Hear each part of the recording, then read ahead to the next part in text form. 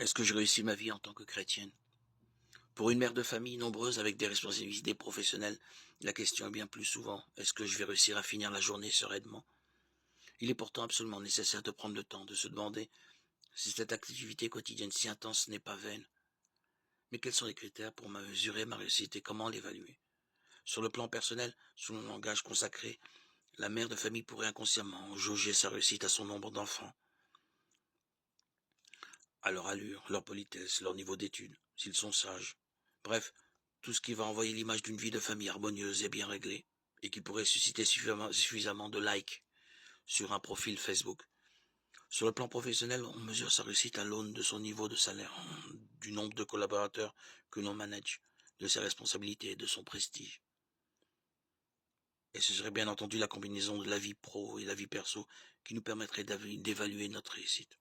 Selon un algorithme plus complexe que celui de Google, du type si je divise mon salaire par le nombre d'enfants, multiplié par mes performances sportives proportionnées à la réputation de ma cuisine, puissance, le nombre d'actions caritatives auxquelles je participe par semaine, alors je peux considérer que je suis pas mal positionné sur l'échelle de la réussite. Tous les critères évoqués ici sont quantitatifs, c'est-à-dire qui nous permettent d'évaluer mon action et mes efforts propres selon la logique. Plus je m'active, plus je réussis.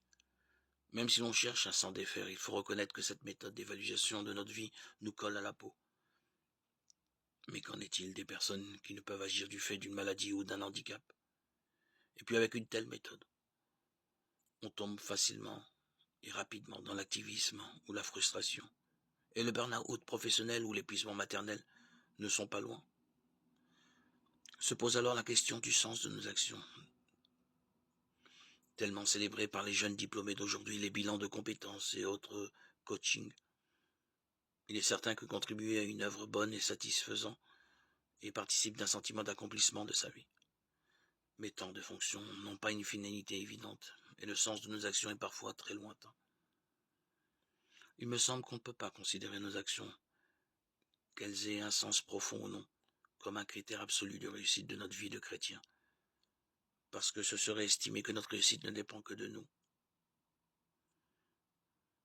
Notre action est bien peu de choses, et ne s'exerce que dans la mesure où la Providence veut bien en disposer.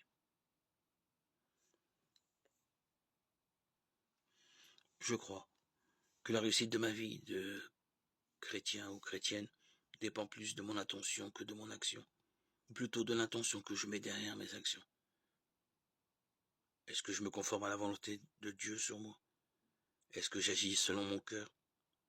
Est-ce que je mets à profit les talents qu'il m'a donnés selon la parabole? Alors, quel que soit mon état, quelles que soient mes actions, je me place dans les mains de la Providence et me fais serviteur. Et là est ma réussite. Le critère de mesure est alors sans doute dans les fruits que nous portons autour de nous, dans cet esprit de service auprès de nos familles, de nos collaborateurs, du témoignage que nous leur apportons et de ce qu'ils percevront de l'amour du Christ dans nos actions et nos paroles.